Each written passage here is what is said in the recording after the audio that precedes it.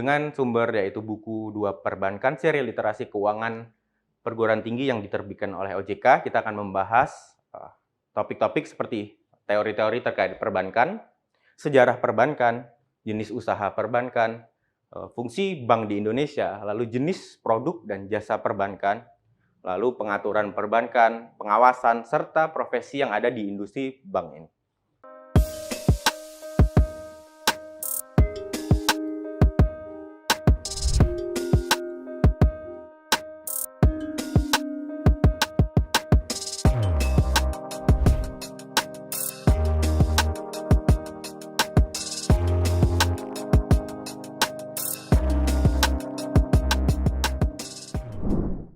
Assalamualaikum warahmatullahi wabarakatuh. Selamat datang di Kuliah Teknokrat.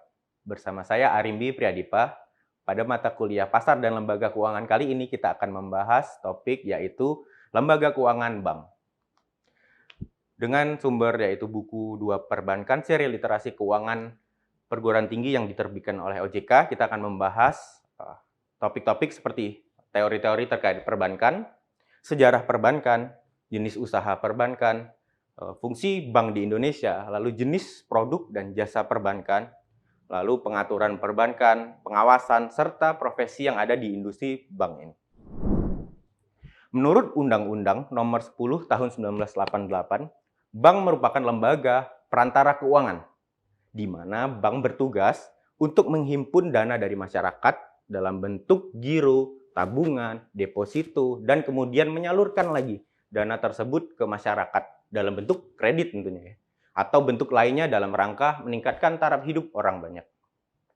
Lalu bank berperan juga sebagai suatu lembaga perantara keuangan atau financial intermediary antara pihak-pihak yang memiliki kelebihan dana atau surplus fund dengan pihak-pihak yang memerlukan dana atau deficit of fund.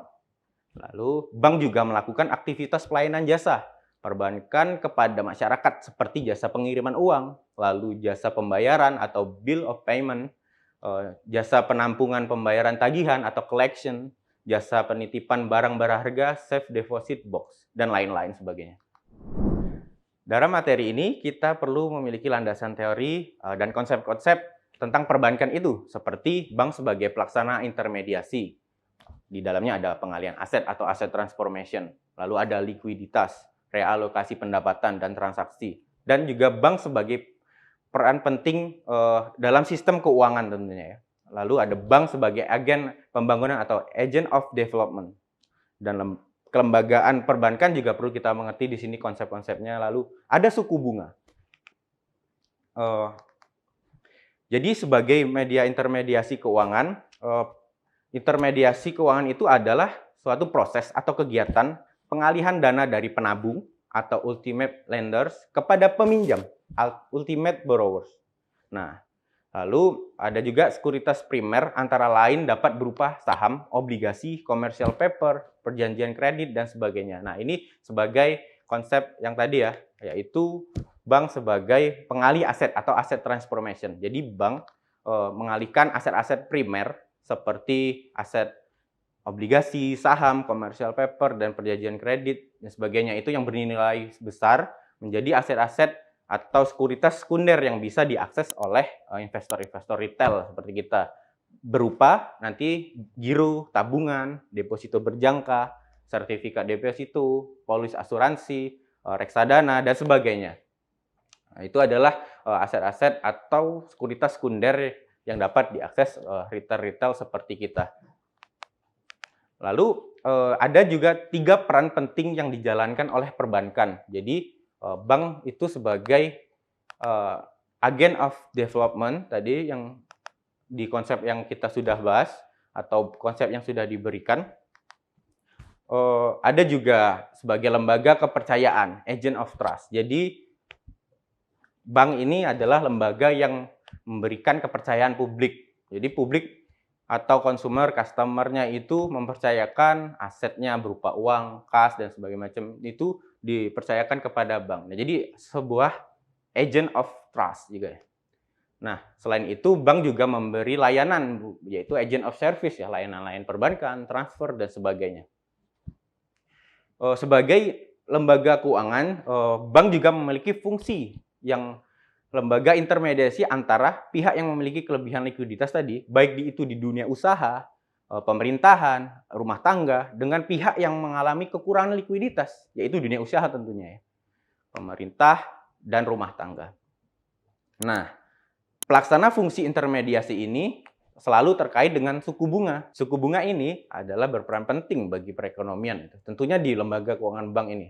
Di mana jika suku bunga itu rendah, maka ekspansi akan terjadi karena perusahaan akan menilai atau kreditur akan menilai bahwa beban bunganya menurun, dan ini adalah kesempatan untuk ekspansi dan membuka usaha yang nantinya akan menyerap tenaga kerja dan akan terjadi pembangunan ekonomi tadi, agent of development. Ini adalah hubungan dari suku bunga tadi.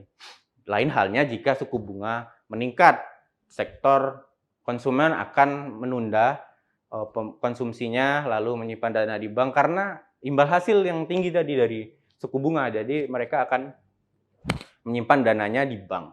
Nah, dengan konsumsi yang rendah ini, produsen juga akan menunda ekspansinya dan menunda pembelian kredit atau peminjaman kredit pada perbankan karena beban bunga juga akan naik. Nah, inilah adalah hubungan suku bunga dari perekonomian itu sendiri, khususnya di lembaga keuangan bank.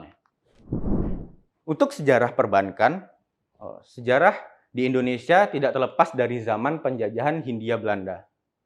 Pada masa itu, The Javas Bank at NV didirikan di Batavia pada tanggal 24 Januari 1828. Kemudian menyusul Netherlands Indische Eskomte Maatschappij NV pada tahun 1918 sebagai pemegang monopoli pembelian hasil bumi ya, dalam negeri dan penjualan ke luar negeri, serta terdapat beberapa bank yang memegang peranan penting di Hindia Belanda pada masa itu.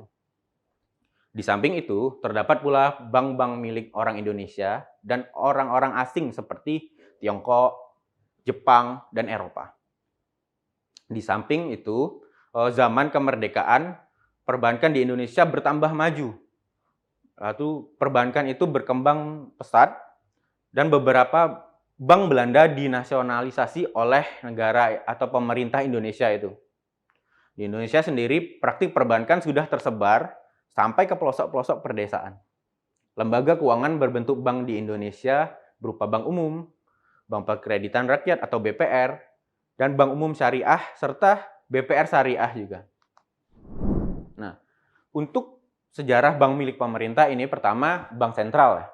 Bank sentral di Indonesia adalah Bank Indonesia, yaitu kita kenal dengan BI, berdasarkan UU nomor 13 tahun 1968, yang kemudian ditegaskan lagi dengan UU nomor 23 tahun 1999. Bank ini sebelumnya berasal dari The Javas Bank yang dinasionalisasi pada tahun 1951. Lalu untuk bank yang kita kenal bank umum sekarang ini, bank konvensional, yaitu Bank Rakyat Indonesia, dan ada juga bank ekspor impor dulunya ya. Bank ini berasal dari The Algemeen Volkskrediet Bank. Kemudian dilebur setelah menjadi bank tunggal dengan nama Bank Nasional Indonesia atau dikenal dengan BNI, unit kedua yang bergerak di bidang rural dan ekspor impor atau Eksim ya. Selanjutnya dipisahkan lagi menjadi dua, yaitu Bank Rakyat Indonesia dengan UU nomor 21 tahun 1968 yang membidangi rural, dan Bank Ekspor Impor sendiri yaitu Bank Ekspor Impor Indonesia dengan UU nomor 22 tahun 1968 yang khusus membidangi ekspor impor ini. Ada juga Bank Negara Indonesia atau sekarang dengan nama BNI 46 kita kenal. Ya, ini bank ini menjalani BNI unit 3, yang kalau BRI itu BNI unit 2 dan BNI ini asalnya adalah BNI unit 3 dengan UU nomor 17 tahun 1968 dan berubah menjadi Bank Negara Indonesia 46. Untuk selanjutnya adalah Bank Tabungan Negara atau kita kenal dengan BTN. BTN berasal dari The Post Par Bank yang kemudian menjadi Bank Tabungan Pos tahun 1950. Selanjutnya menjadi Bank Negara Indonesia unit kelima. Dan terakhir menjadi Bank Tabungan Negara dengan UU nomor 20 tahun 1968. Terakhir adalah Bank Mandiri, yaitu bank yang merupakan hasil merger antara Bank Bumi Daya atau BBD, Bank Dagang Negara BDN, Bank Pembangunan Indonesia Bapindo, dan Bank Ekspor Impor Indonesia atau Bank Eksim. Lalu hasilnya adalah merger keempat bank ini dilaksanakan pada tahun 1999 dan menjadi bank yang kita kenal dengan Bank Mandiri seperti saat ini. Untuk sejarah BPR sendiri, perkreditan rakyat Indonesia ini dimulai sejak abad 19 dengan berdirinya Bank Kredit Rakyat atau BKR. Lalu Bank Desa, Bank Tani, dan Bank Dagang Desa yang saat itu hanya ada di Jawa dan Bali saja. Perkreditan rakyat tersebut dibangun dengan tujuan membantu para petani, pegawai, buruh agar dapat melepaskan diri dari jeratan lintah darat atau yang dikenal dengan rentenir ya, pada saat itu, yang membebankan dengan bunga-bungaan yang sangat tinggi ya. Lalu di tahun 1929 berdiri badan yang menangani kredit di pedesaan, yaitu Badan Kredit Desa atau BKD, yang terdapat di Pulau Jawa dan Bali. Sementara untuk pengawasan dan pembinaan, pemerintah kolonial Belanda membentuk Kas, Pusat, dan Dinas Perkreditan Rakyat dengan nama lembaga yaitu Instansi Kas Pusat atau IKP. Sepanjang periode 1950 sampai 1970 berdiri beberapa lembaga keuangan yang dibentuk oleh pemerintah daerah. Bank Karya Produksi Desa atau BKPD di Jawa Barat. Lalu ada Badan Kredit Kecamatan atau BKK di Jawa Tengah. Lalu di Kredit Usaha Rakyat Kecil atau KURK di Jawa Timur. Di Sumatera Barat juga ada Lumbung Pitih Nagari dikenal dengan LPN. Dan Lembaga Perkreditan Desa LPD di Bali. Selain itu, pemerintah juga mendorong pendirian bank-bank pasar untuk memberikan pelayanan jasa keuangan kepada para pedagang besar atau pedagang-pedagang yang ada di pasar ya.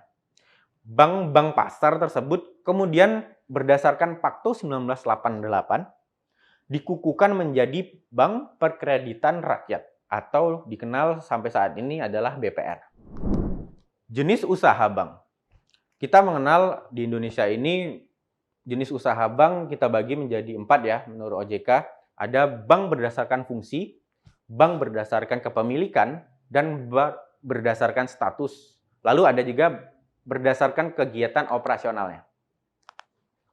Untuk bank berdasarkan fungsi, ada 3 bank yang secara umum kita ketahui. Pertama adalah bank sentral, bank umum, lalu bank perkreditan rakyat. Ini berdasarkan fungsinya ya. Kita sudah bahas bank sentral itu adalah bank yang menangani moneter di Indonesia ya, otoritas moneter. Dan bank umum kita kenal jadi bank penghimpun dana masyarakat dan menyalurkannya, dan bank perkreditan rakyat yang ada di desa-desa untuk menunjang perekonomian di daerah ya.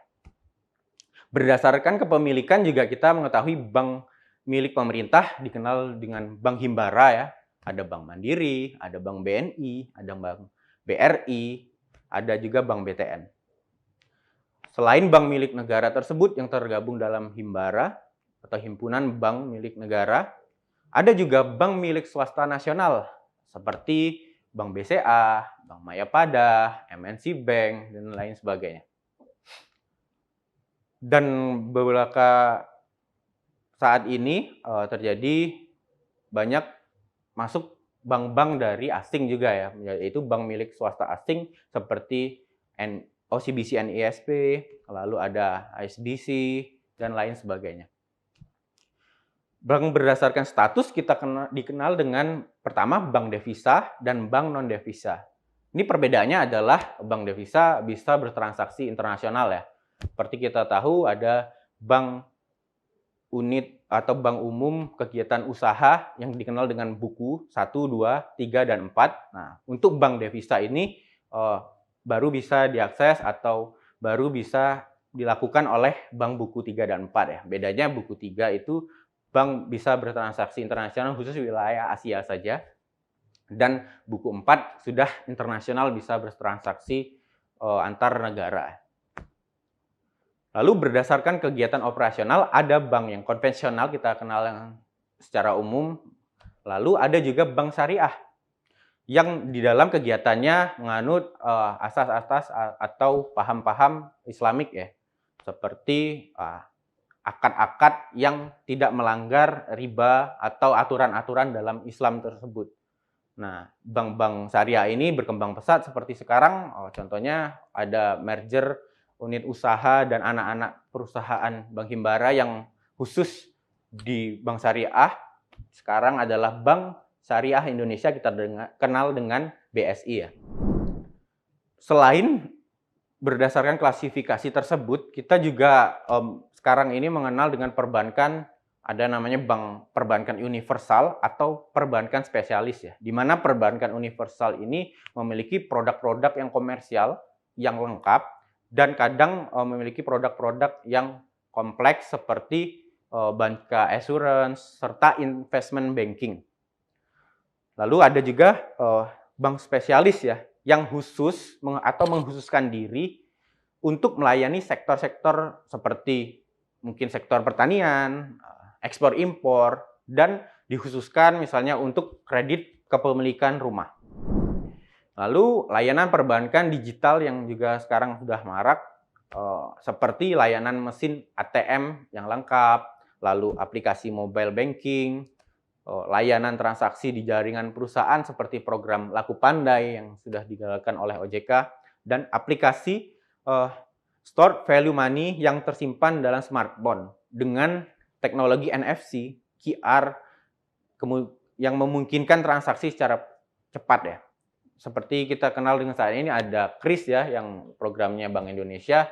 Jadi dimanapun kita atau di pasar, bertransaksi di toko-toko, kita bisa hanya mengakses mobile banking kita dengan men-scan QR code ini atau disebut KRIS. Terima kasih sudah menyaksikan video pembelajaran ini. Jangan lupa like, komen dan subscribe, serta nyalakan tanda loncengnya agar kalian tidak ketinggalan informasi update lainnya.